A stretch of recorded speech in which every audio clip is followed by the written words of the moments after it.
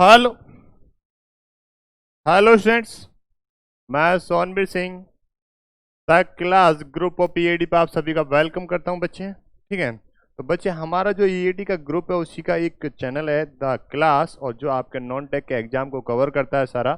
ठीक है, non tech exam के लिए है। तो बच्चे हमारा हिंदी का सेशन चलता है, और हिंदी में हमारा क्या चल रहा है आपको पता है। तो हमने भाषा, बोलियां, अपभ्रंश ये सारा कंप्लीट कर लिया है। ये सारा हमने कंप्लीट कर लिया है। तो विराम चिन्ह भी हमने देख लिया। उसके बाद अब चलते हैं व्याकरण पे, वर्णमाला पे चलते हैं। व्याकरण तो चल ही रहा है, वर्णमाला पे चलते हैं बच्चे। ठीक है ना, व्याकरण। तो बच्चे यहाँ ये मोस्ट इंपोर्टेंट पार्ट रहेगा, क्योंकि हम यहाँ पे स्वर और व्यंजन की स्टडी करने वाले हैं। स्वर यानी कि स्वर, वॉवल्स और कॉन्सोनेंट की स्टडी करने वाले बच्चे। तो यहाँ पे ये मोस्ट इंपोर्टेंट रहने वाला पार्ट है, क्योंकि इसी से सब कुछ निकलना, आगे चल के छंदों में मात्रा का ज्ञान होना चाहिए, वो सारी चीजें यहीं से चलने वाली हैं। ठीक है ना। भाषा को शुद्ध रूप में ऐसे लिखेंगे क्या बच्चे? भाषा को शुद्ध रूप से, भाषा को शुद्ध रूप से लिखने, पढ़ने व बोलने का, लिखने, पढ़ने व बोलने का ज्ञान कराने वाले,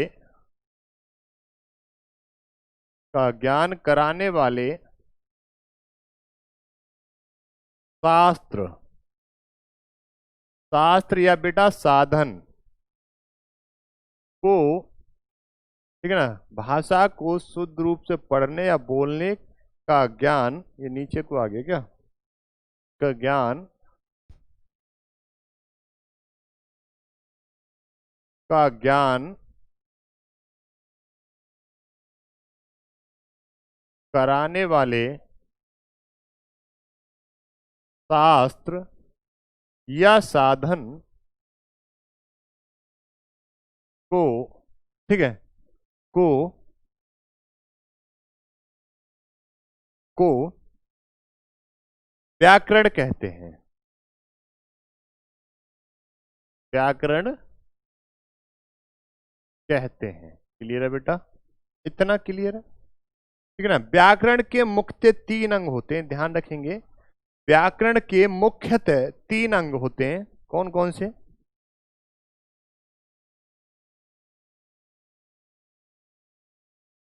व्याकरण के मुख्यतः 3 अंग होते हैं।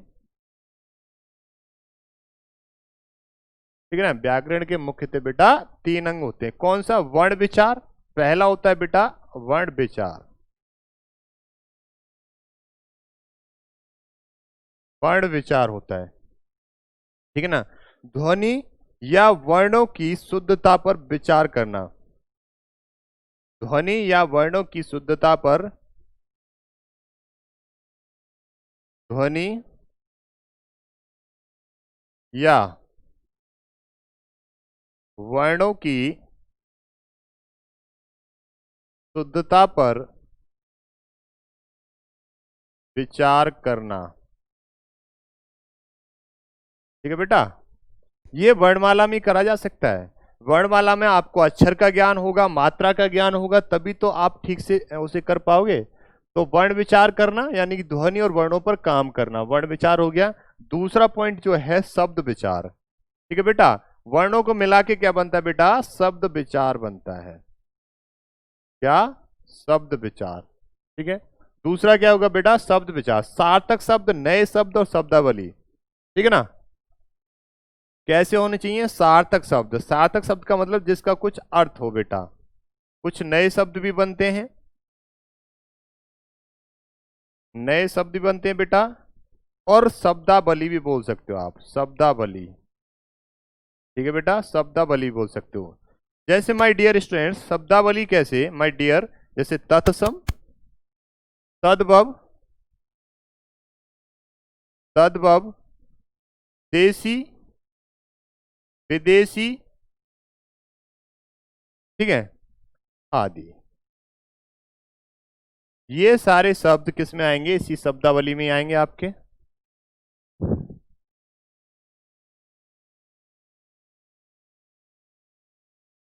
ठीक है बेटा। तो वर्ण विचार कर लिया हमने और शब्दों पे विचार कर लिया, क्योंकि वर्णों के मेल से क्या बनते हैं माय डियर? शब्द बनते हैं। जैसे ले के मैं, ये क्या हो गया बेटे? वर्ण हो गए, पर्टिकुलर वर्ण हो गए ये, ठीक है ना, वर्ण हो गए, अक्षर होंगे। अगर मैं इनसे अ बाहर निकाल दूं तो ये अक्षर बन जाएंगे, ठीक है ना, वर्ण हो गए। अब इन वर्णों का मैंने वर्ण पे विचार करा और वर्ण विचार के बाद में मैं शब्द पे विचार करूंगा। अगर मैं लिख दूं ले के मैं, लकम कोई शब्द होता है, मैंने कहा सार्थक शब्द निकलना चाहिए। सार्थक, जो सार्थक जिसका कोई अर्थ हो। तो देखो क्या निकलेगा कि या तो कलम या फिर कमल, दोनों सार्थक हैं। तो ये होता है बेटा शब्द विचार होता है। इसे क्या बोला जाता है? शब्द विचार बोला जाता है, ठीक है। उसके बाद आता है माय डियर वाक्य विचार। अब वर्ण वर्ण से बनता, वर्ण वर्ण विचार से तो बना बेटा शब्द विचार, यानी कि वर्ण से बना शब्द और शब्द से बना वाक्य। इधर देखो, इधर इधर देखो, वर्णों के मेल से क्या बनेगा बेटा? शब्द बनेगा, और शब्द से क्या बनेंगे? वाक्य बनेगा। क्या बनेगा? वाक्य बनेगा। तो अब बात करते हैं, हम वाक्य विचार की बात करते हैं। किसकी? वाक्य विचार की बात करते हैं। उद्देश्य और विधेय के अर्थ के आधार पर, उद्देश्य विधेय के अर्थ के आधार पर, अर्थ के आधार पर, ठीक है बेटा। वाक्य विचार उद्देश्य विधेय के अर्थ के आधार पर होगा माय डियर। वाक्यों के भेद रचना के आधार पर, वाक्यों के भेद, ठीक है ना। ऐसे लिख लो, रचना के आधार पर, रचना के आधार पर वाक्यों के भेद, ठीक है। रचना के आधार पर वाक्यों के भेद बेटा, ठीक है। एक नोट डालो माय डियर, एक नोट डालो आप। क्या? एक नोट डालो बेटा, ये रहा। इस नोट में लिखना है, व्याकरण शब्द की उत्पत्ति यानी कि व्युत्पत्ति संस्कृत भाषा की क्रय धातु में ल्यूट प्रत्यय तथा बी एवं अ उपसर्ग लगाने से हुई है। व्याकरण, ऐसे लिखो बेटा, व्याकरण शब्द की उत्पत्ति, शब्द की व्युत्पत्ति, बेटा क्या? व्याकरण शब्द की व्युत्पत्ति, ठीक है, संस्कृत भाषा की क्रय धातु में,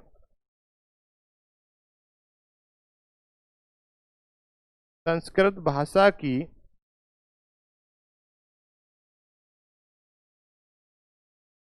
क्रय धातु में ल्यूट प्रत्यय तथा संस्कृत भाषा की क्रय धातु में ल्यूट प्रत्यय, ल्यूट ल्यूट प्रत्यय तथा वि वि एवं एवं अंग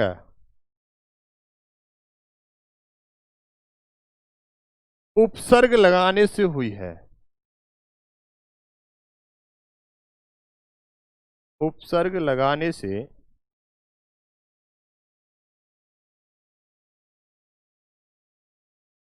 हुई है, ठीक है, उपसर्ग लगाने से हुई है बेटा। तो ये ध्यान रखेंगे आप। एक नोट और डालेंगे नीचे, अभी जगह है यहाँ पे, एक नोट और डालेंगे, यहाँ नीचे जगह है, ठीक है। हिंदी की लिपि देवनागरी का विकास,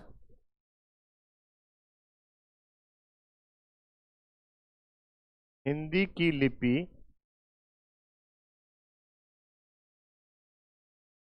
देवनागरी का विकास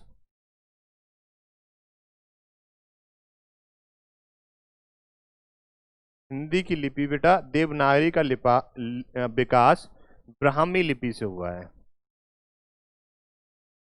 ब्राह्मी लिपि से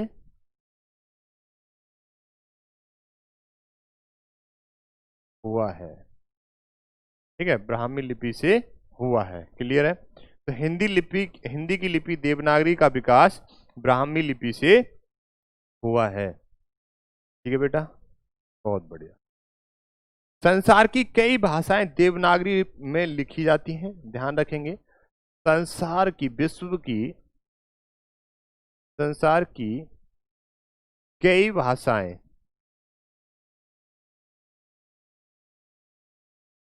देवनागरी लिपि में लिखी जाती हैं।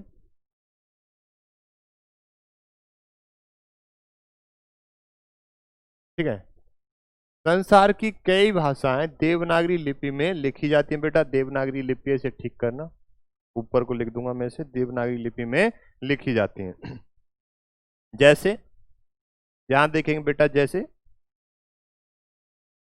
संस्कृत,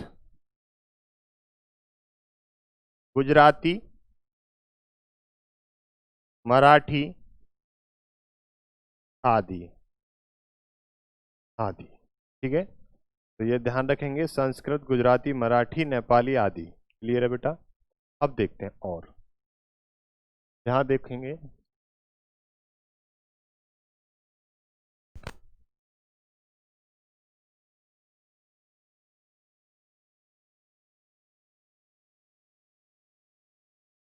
यहां देखेंगे बेटा, इधर आओ। मौखिक भाषा को लिखित रूप देते हुए हर सार्थक ध्वनि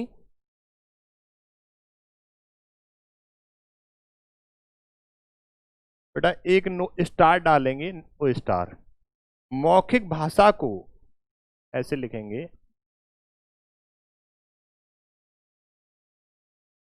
मौखिक भाषा को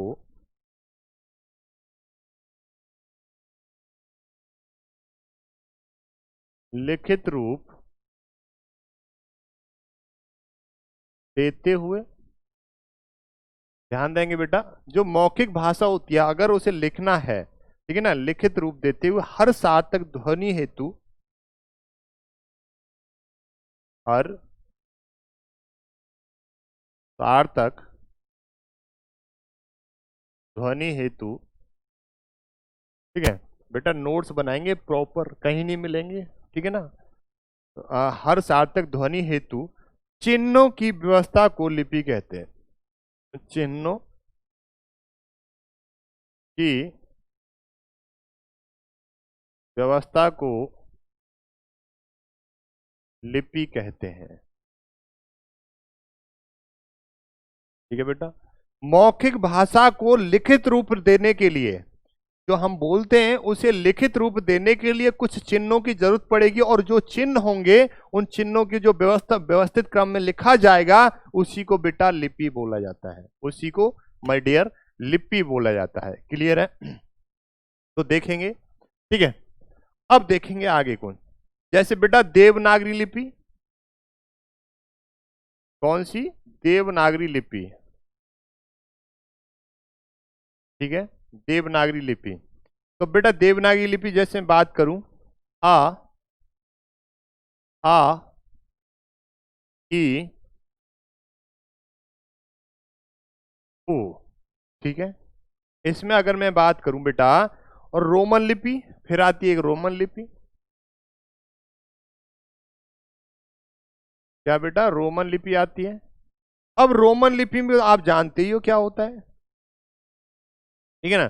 जैसे बेटा यहां पे ए हो जाएगा, यहां पे आ हो जाएगा, यहां पे बेटा ई हो जाएगा, यहां पे ई,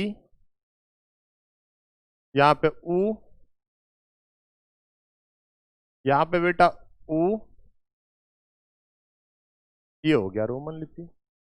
ठीक है, ऊ ऊ आ ई ऊ ऊ।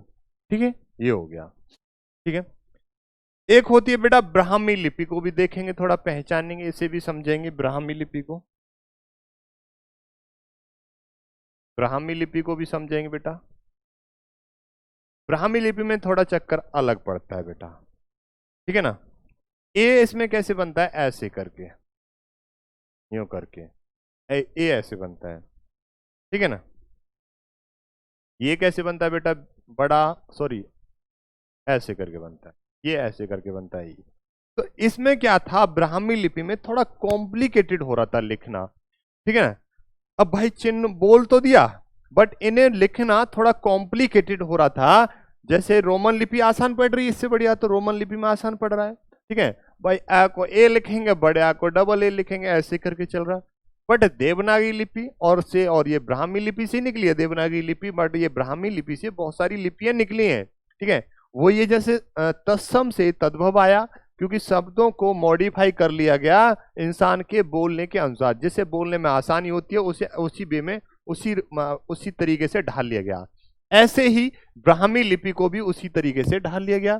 तो देवनागरी लिपि हमें आसान पड़ी तो देवनागरी लिपि बना दिया उसे, ठीक है। मौखिक भाषा को लिखित भाषा में उतारने के लिए जो चिन्हों का व्यवस्था करी जाती है उसी को लिपि कहते हैं। और ये देवनागरी लिपि, भाई हम देवनागरी लिपि, हम देव भाषा थी, कौन सी थी, पाली थी, प्रथम देश भाषा जिस बोले जाते हैं, वहीं से निकलती हुई आ रही है, तो नाम दे दिए, ठीक है, नाम बेटा दे दिए।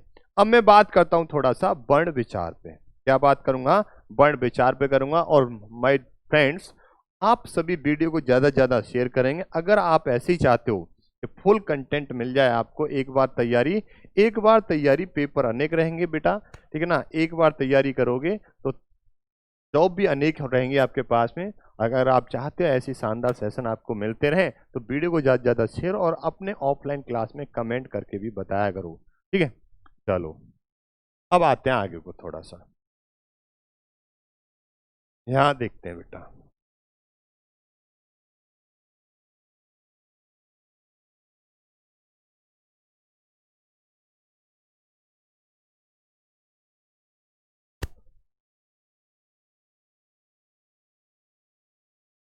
देखो बेटा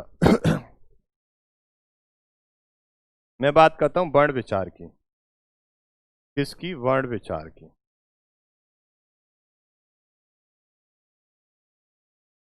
ठीक है बेटा।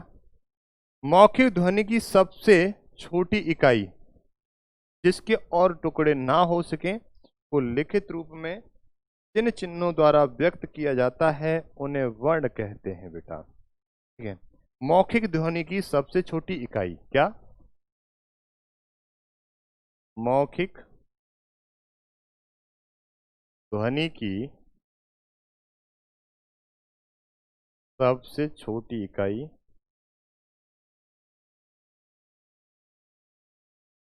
छोटी इकाई ब्रैकेट में लिखना, जिसके और टुकड़े न किए जा सके, ब्रैकेट क्लोज, किए जा सके बेटा, ठीक है। को लिखित रूप में जिन चिन्हों द्वारा व्यक्त किया जाता है को लिखित रूप में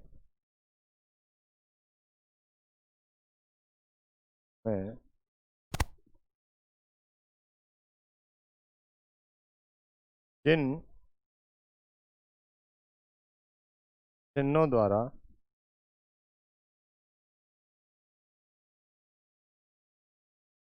जिन चिन्हों द्वारा व्यक्त किया जाता है,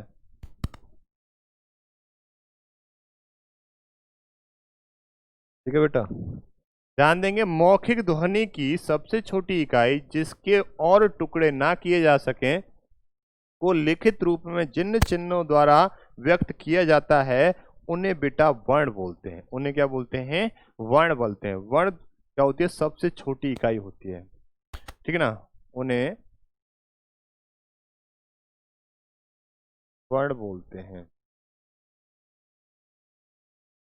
क्या बोलते हैं बेटा? वर्ण बोलते हैं। ठीक है, तो क्या मौखिक ध्वनि की सबसे छोटी इकाई क्या होती है? वर्ण होती है बेटा, वर्ण। ध्वनि की लघुत्तम सार्थक इकाई क्या होगी? वर्ण होती है। ध्यान देंगे दूसरे पॉइंट पे, ध्वनि की लघुत्तम सार्थक इकाई क्या होगी? वर्ण होगी।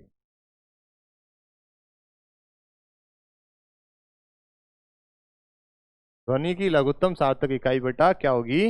वर्ण होगी। ध्वनि की लघुत्तम सार्थक इकाई वर्ण होती है। वर्णों की,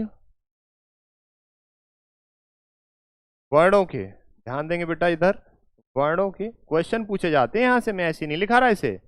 पूछेगा मौखिक ध्वनि की सबसे छोटी इकाई तो वर्ण होती है।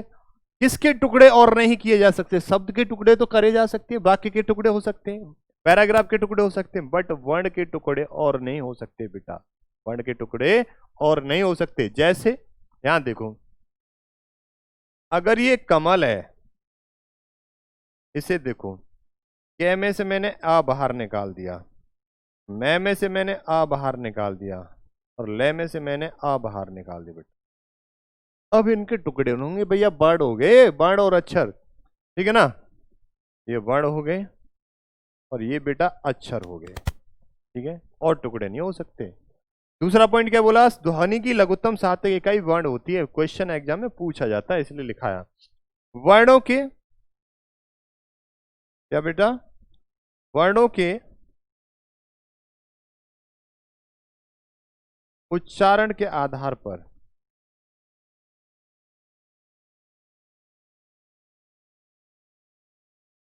वर्णों के व्यवस्थित क्रम को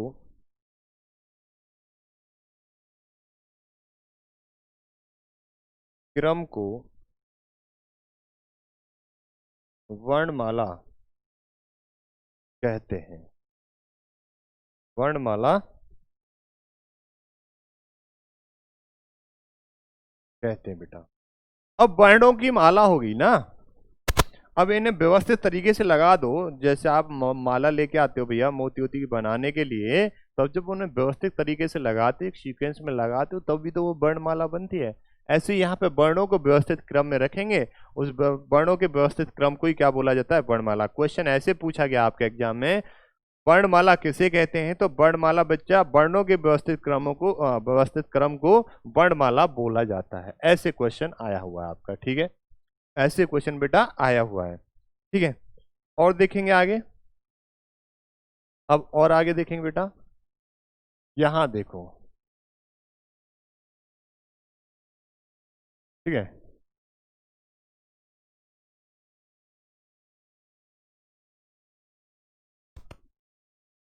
तो बेटा यहां देखोगे, अगर मैं बात करूं, वर्ण कितने होते हैं हमारे? 52 होते हैं, आपने पढ़े भी होंगे। वर्ण कितने होते हैं बेटा? 52 होते हैं। ठीक है, सभी सार्थक मौखिक मूल ध्वनियों, सभी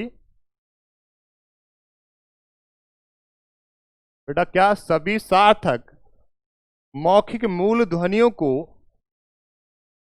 तक मौखिक मूल ध्वनियों को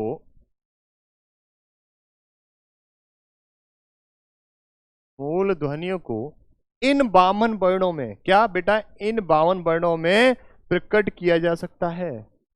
इन 52 वर्णों में, 52 वर्णों में प्रकट किया जा सकता है, किया जा सकता है। ठीक है बेटा, सभी सार्थक मौखिक मूल ध्वनि को इन 52 वर्ण जो हैं बेटा, इनमें प्रकट करते हैं, उनकी जो भी ध्वनि होती है सार्थक। ठीक है, तो बेटा ध्यान रखेंगे, इन 52 वर्णों के संयोग से क्या क्या जनरेट हो सकता है। 52 वर्ण से क्या क्या बेटा जनरेट हो सकता है, ये ध्यान दो। सर देखो इधर, इधर देखो माय डियर स्टूडेंट्स, इधर देखो। ठीक है, तो बेटा यहां देखेंगे, देखो ये वर्ण है, वर्ण से क्या बनेगा? शब्द बनेगा, शब्द से क्या बनेगा? पद बनेगा, पद से क्या बनेगा? वाक्य बनेगा, और वाक्य से क्या बनेंगे? वाक्यांश बनेंगे, और वाक्य से क्या बनेगा? पैराग्राफ बनेगा बेटा। ठीक है, तो 52 वर्णों के संयोग से,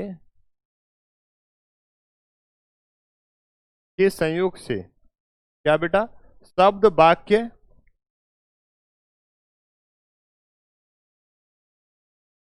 शब्द, फिर वाक्य बनेगा,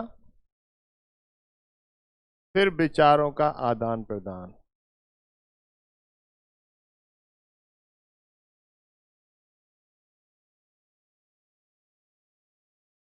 आदान प्रदान क्लियर बेटा?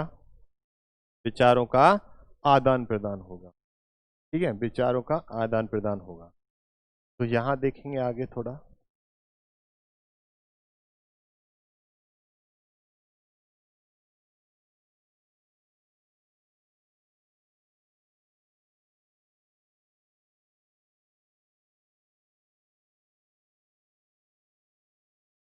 तो देखेंगे बेटा, यहां पे देखेंगे, इधर देखो। अब मैं बात करता हूं वर्णमाला की। अब आता हूं मैं वर्णमाला पे। एकदम व्याकरण को ही पढ़े जा रहे थे। इसे बेटा दो पार्ट में डिवाइड करो।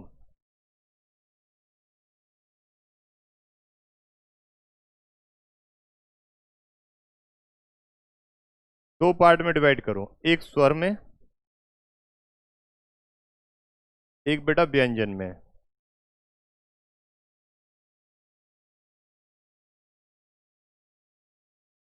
एक स्वर में, एक व्यंजन में। वर्णमाला को कितने पार्ट में डिवाइड करा हमने? स्वर और व्यंजन में। ध्यान दें बेटा, जब भी हमेशा पहले स्वर आता है और फिर व्यंजन आता है। ठीक है, समझाऊंगा कैसे कैसे आते हैं। स्वर पहले बेटा और व्यंजन बाद में आता है। ठीक है, क्लियर है इतना? चलो, तो देखेंगे स्वर को, देखेंगे पहले। इनका स्वतंत्र उच्चारण होता है। क्या बेटा? इनका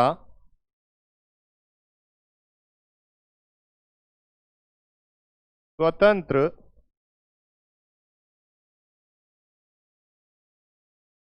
उच्चारण होता है। ठीक है बेटा, इनका स्वतंत्र उच्चारण होता है। इनको उच्चारित करते समय, इनको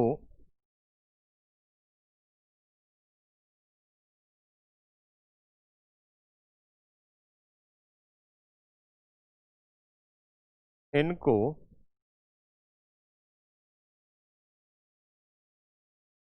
उच्चारित करते समय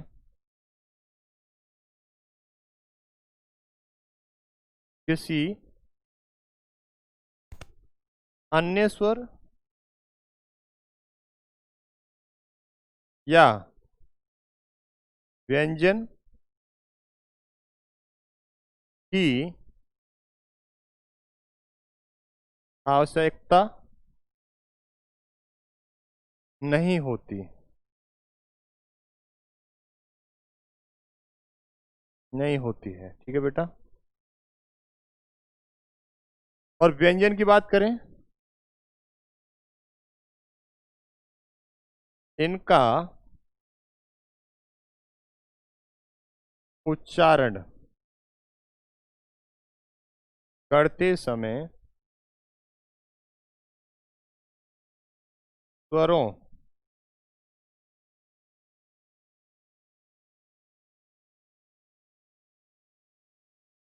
की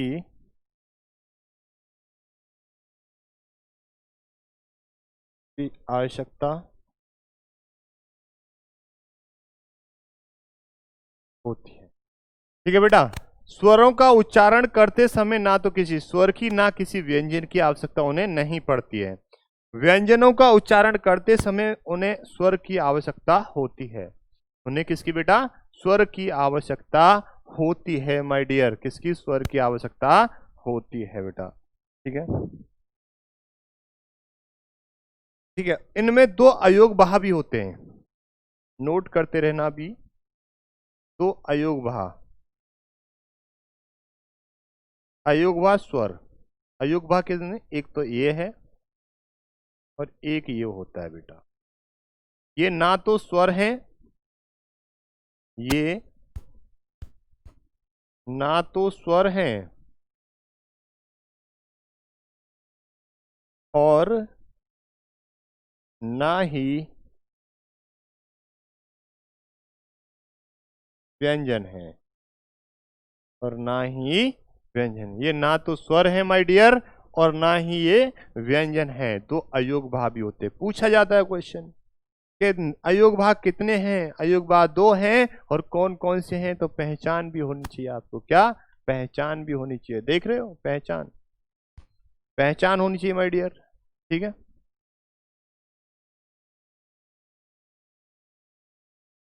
अब मैं थोड़ा वर्ण पे बात करता हूं, इधर देखेंगे वर्ण को।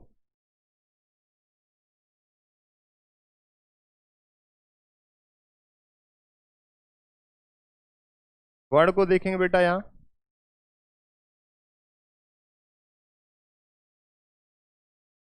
ठीक है।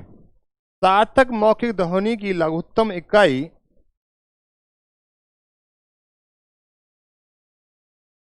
सार्थक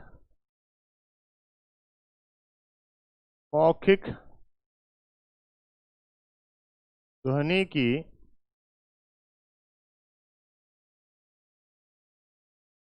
सार्थक मौखिक ध्वनि की लघुत्तम इकाई जिसके और टुकड़े न किए जा सके, ठीक है। सार्थक मौखिक ध्वनि की लघुत्तम इकाई जिसके और टुकड़े न किए जा सके को लिखित रूप में वर्ण कहते हैं, को लिखित रूप में वर्ण कहते हैं, ठीक है बेटा। क्या कहते हैं उसे, वर्ण कहते हैं, ठीक है। इधर वाला रब कर देना, कहीं से भी नोट कर दो आप इसे। क्या कहते हैं बेटा उसे, वर्ण कहते हैं। वर्णों के व्यवस्थित क्रम को वर्णमाला कहते हैं, ठीक है। तो यहां से आगे नेक्स्ट क्लास में कंटिन्यू करेंगे और आज के लिए आप लोग इतना ही रखेंगे, ठीक है बेटा। प्रॉपर नोट्स बनाएंगे, प्रॉपर नोट्स बनाएंगे और उन्हें रिवाइज करते चले जाएंगे बेटा। देखो, जब हमारे पास सोर्सेस होते हैं तो हम पढ़ाई नहीं करते, और जब हमारे पास सोर्सेस नहीं होते तो हम पढ़ते हैं। फिर हम कहते हैं यार मेरे को वहां से पढ़ने को नहीं मिला, ये नहीं मिला, वो नहीं मिला। तो बेटा अभी से पढ़ते रहो और नोट्स बनाते रहो, रिवाइज करते रहो, और ऑफलाइन क्लास में कमेंट भी करा करो थोड़ा, ठीक है ना, जिससे हम लोग भी मोटिवेट होते हैं, हम भी इंसान ही है भाई, ठीक है। तो ऑफलाइन क्लास में कमेंट भी करा करो, ये आपकी बेटा रेस्पॉन्सिबिलिटी है, ठीक है। तो नोट्स बनाइएगा। तो ईएडी ग्रुप का चैनल द क्लास पे नॉन टेक की सारी क्लासें होती हैं, सारी प्रॉपर क्लासें रेगुलर चल रही हैं बेटा। चैनल को जो नए बच्चे हैं सब्सक्राइब करेंगे और ज़्यादा से ज़्यादा शेयर भी करेंगे इसके लिंक को, ठीक है।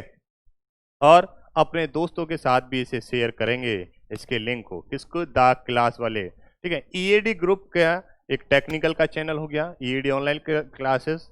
एक ईएडी ग्रुप का द क्लास फीचर चैनल मिल जाएगा आपको, उसे भी सब्सक्राइब करेंगे। अब एक ईएडी का बच्चा द स्कूल है, जिसमें आपके छोटे भाई बहन जो हैं आरआईएमसी सैनिक स्कूल नवोदय की जो तैयारी करना चाहते हैं तो हमारे प्लेटफॉर्म पे होती है, ठीक है। क्लासें भी रेगुलर चल रही हैं सारी, और एक अनुभवी अध्यापकों के द्वारा हो रही है सारी क्लासें, ठीक है। तो आप उसे शेयर करिएगा, छोटे भाई बहनों को जोड़िएगा, उन्हें अच्छी तैयारी, अच्छी शिक्षा और अच्छी कॉलेज में एडमिशन मिल जाए सैनिक स्कूल जैसे में, जिससे एक लीडर, एक ऑफिसर्स बन के निकलता है बच्चा।